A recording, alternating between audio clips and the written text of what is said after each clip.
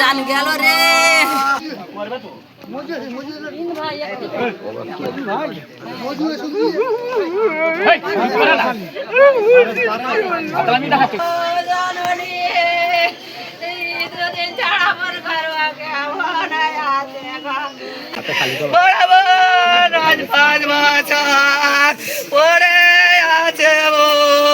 জানি না কবে ঘুম ভাঙবে, জানি না আর কত প্রাণ গেলে আপনি খুশি হবেন। আপনার জন্মস্থান কোথায়? সরিষাখোলা। তুমি জন্মগ্রহণ করেছো কোথায়? এখানে। তুমি ভাই এখানে? তোমার দুই ছেলে? এ কোথায় জন্মেছে? ও সরিষাখোলা। দেখুন আপনার ভোট নেই? আপনার ভোট নেই? আপনারও নেই? আপনি এর দাদা? আসুন এদিকে, এদিকে আসুন। আসুন আসুন আসুন। একটা পরিবারের দেখুন 1 2 3 4 5 বোন, 5 জনের নাম নেই ডিলিট। একমাত্র স্ত্রী মা, এর নামও ডিলিট। কেন? আমি জানতে চাই কেন, কিসের জন্য?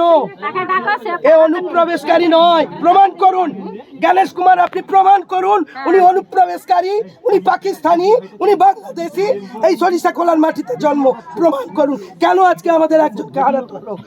আপনাদের কি অভিযোগ রয়েছে? আমাদের ভোট নাই, আপনাদের নাম বাদ হয়ে গেছে? কতজনের নাম বাদ হয়েছে? আমাদের এখানে 4 জনের নাম পরিবারের 4 জনের নাম বাদ আগে ছিল নি, আমাদের মামাদের দিক দিয়ে হয়েছিল। তারপর আমার হচ্ছে নি, আমার গার্জেন আমি,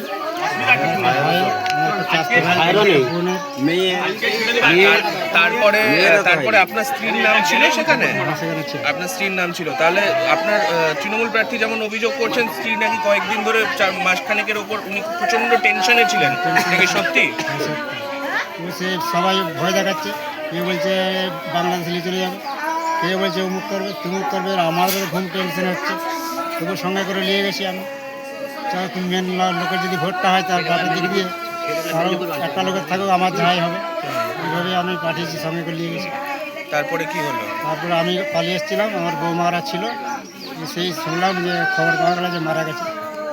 ভোট দেওয়ার পরে? ভোট দেওয়ার পরে মারা গেছে, আমি পালিয়ে এসেছিলাম ঘরকে। আচ্ছা, অতিরিক্ত টেনশন নিচ্ছে আর কি। তারপরে এখনো পর্যন্ত তারপরে কে দেখা করতে এলো? প্রশাসনের কেউ এসেছিল? আমি তো আমার মাথা ঠিক নেই।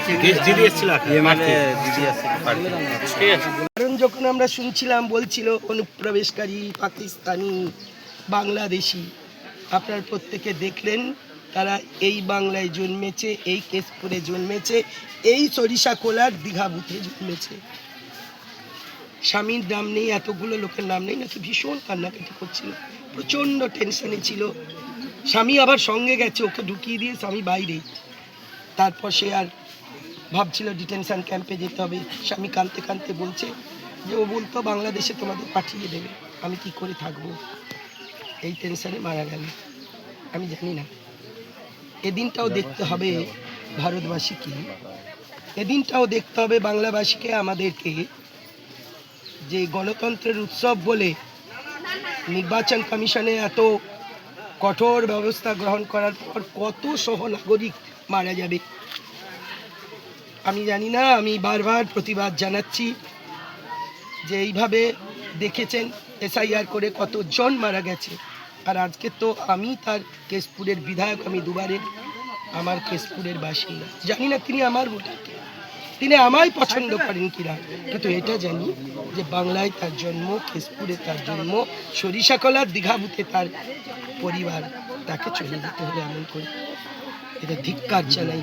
গণেশ কুমার, আপনাকে জানাতে চাই কবে আপনার চক্ষুদয় হবে। আপনার নাম গণেশ কুমার, জ্ঞানের ভান্ডার, আপনি এ কি করছেন দেখুন। কেন নাম নেই আপনি উত্তর দিন। কেন মরতে হলো ওকে? কেন সারা রাত ধরে তাকে কাঁদতে হচ্ছে? আজ 3 মাস বলছে আমরা দৌড়াচ্ছি ভোটার লিস্টে যাতে নামটা থাকে। বলার নেই, মমতা ব্যানার্জি আছেন, আমি দলকে জানাচ্ছি, নেত্রীকে জানাচ্ছি, অভিষেক বন্দ্যোপাধ্যায়কে জানাচ্ছি, আমরা এই রকম যাদের নাম ডিলিট হয়ে গেছে আমরা আইনত তাদের পাশে আমরা আছি। আপনারা জানেন যে সুপ্রিম কোর্টেও আমার নেত্রী দৌড়ে গেছেন, লড়াই দিচ্ছেন, তিনি নিজে সওয়াল করেছেন। আমরা আছি, শেষ দিনটা পর্যন্ত আছি। কিন্তু যিনি চলে গেলেন, যে ক্ষতিপূরণ হলো, নির্বাচন কমিশন ফিরিয়ে দিতে পারবেন এই পরিবারটাকে? ফিরিয়ে দিতে পারবেন তার মাকে, তার স্ত্রীকে?